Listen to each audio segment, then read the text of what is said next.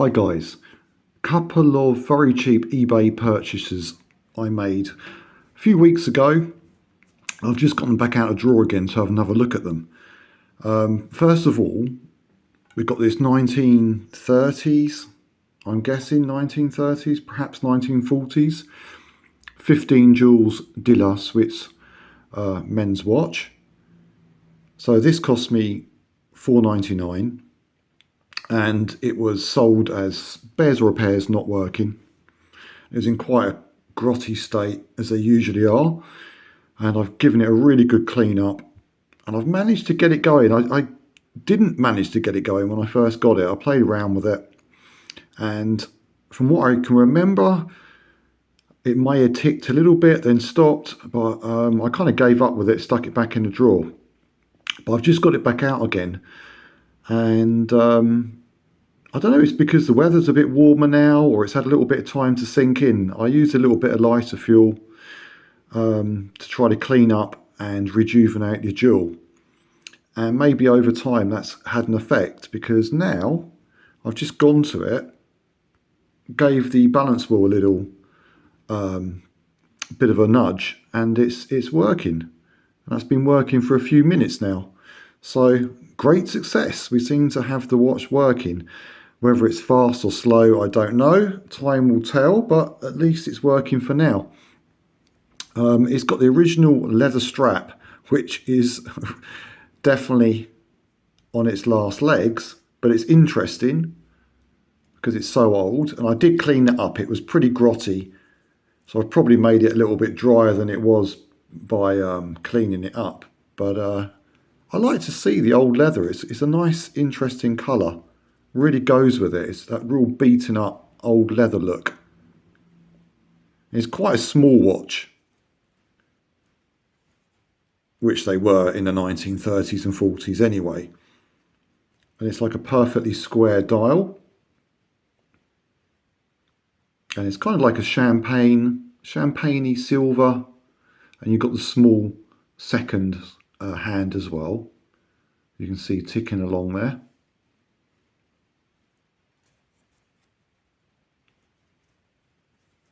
And I'll show you the movement. I could probably flick the back off with my fingernail actually. Stainless steel back. Let's see if I need to get a screwdriver out. Quite often these wartime watches, the backs just push on and they're not too tight. Yeah, I feel, oh, okay. So there's the back, and you can see the movement there. And it's a really nice looking, looks to be good quality movement. 15 joules, Swiss made.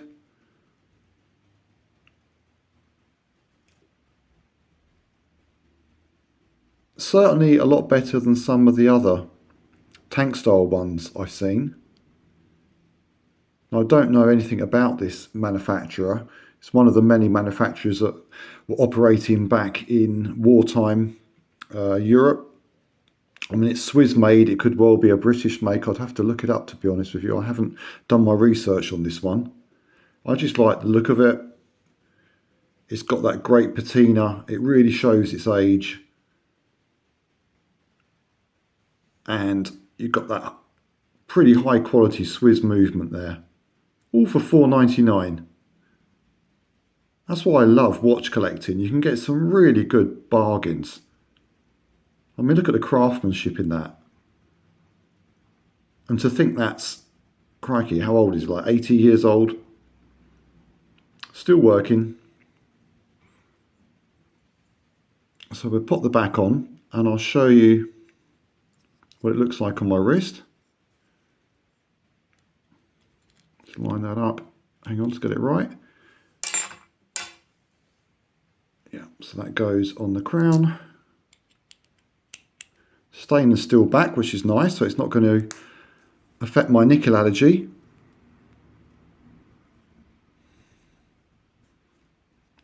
It really is in pretty good condition. The crystal cleaned up very nicely. I'm glad to see it's still ticking there. That's good.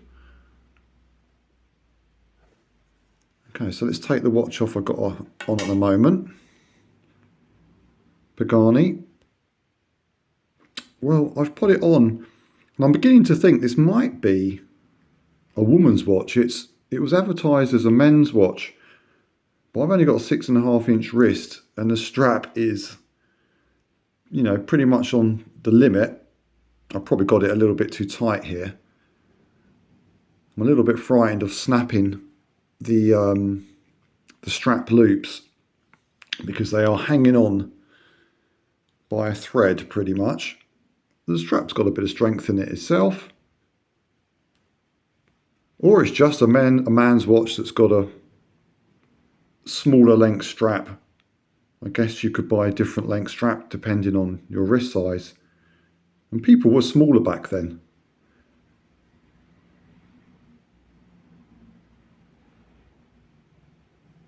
Yeah, I do like it. I mean, it's only... What size is it? Let's have a look. Yeah, so this is approximately 27mm, I think. So it's not a huge watch.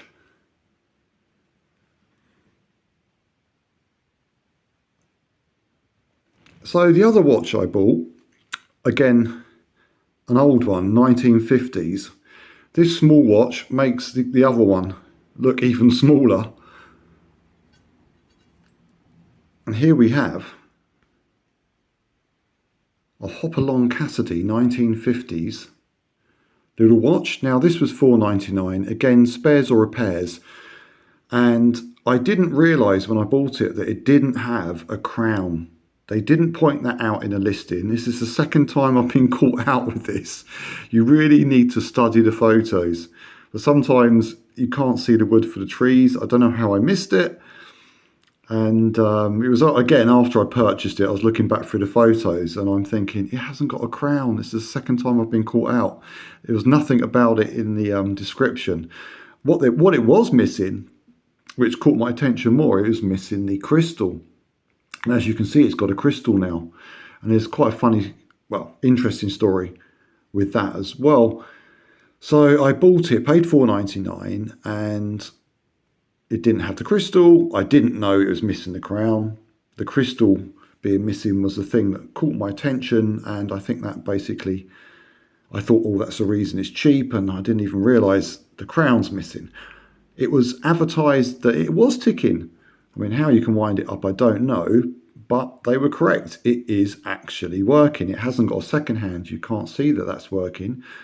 And if I take the back off, we could have problems with the crystal. It's got a very basic mechanism in there. So I'm just going to put this to my ear and see if it is ticking. Yes, I've just given it a little shake and it is ticking. I'll pop this to the mic.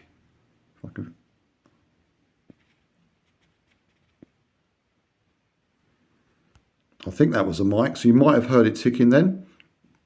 And the reason I don't want to take the back off is because I purchased the crystal separately from a guy who sells crystals, and I made a measurement and then looked at his list of measurements and found a crystal which best matched the measurement. But I think I got the measurement fractionally wrong, because when the crystal arrived, it didn't pop in quite the way I wanted to. It was a bit of a struggle. It actually fits quite nicely,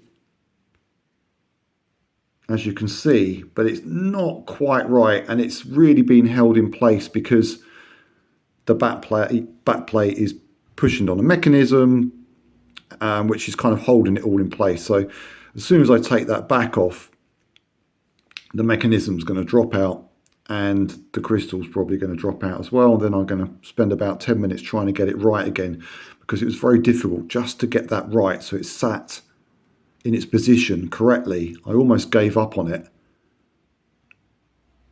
But although it's not, I would say, 100% correct, it does the job. It's in there nice and firmly. It's just a bit fiddly to get it into the exact position it needs to be so there isn't a gap anywhere. So I don't know what I can do about this. There's no stem or crown. So I'll probably end up putting this back onto eBay again. Again, I've cleaned this up a little bit, not that much. I didn't even clean the strap. It's got an interesting inscription on the back. I think this must have come with the watch. I'm not 100% sure. Yeah, it must have.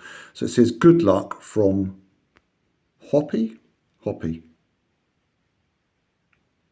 So I don't know if that was, they all came with that, or perhaps that was inscribed. Because I get for the child, perhaps it was a birthday, and they had a little inscription on the back to personalise it slightly. So these would have been, because this is a kid's watch, no doubt. Let me put the zoom down. There we go.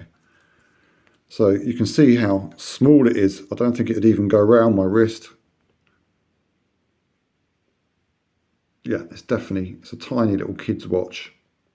Maybe a girl could wear it if she wanted to.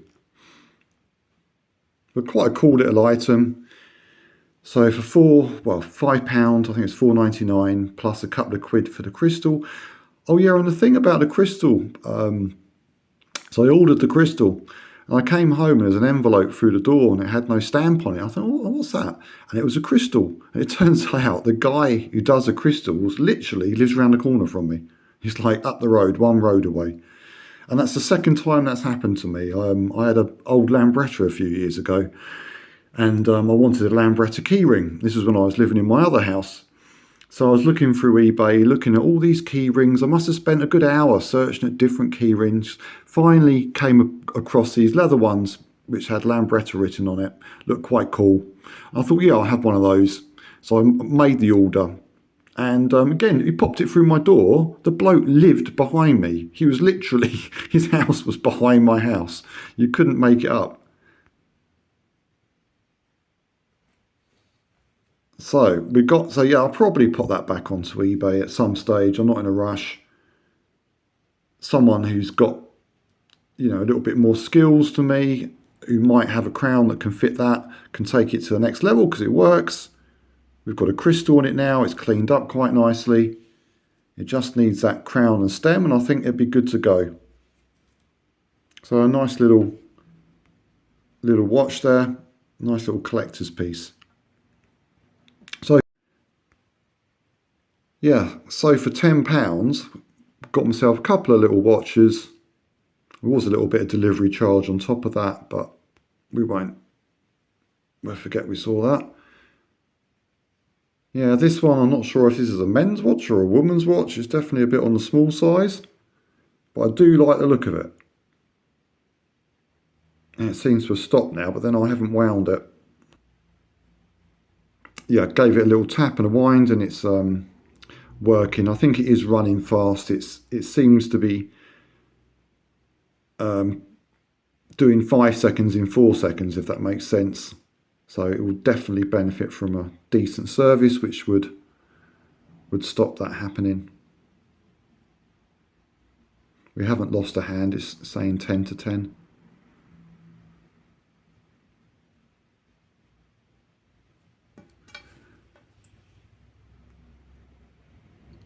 There we go. Anyway, guys, thanks a lot.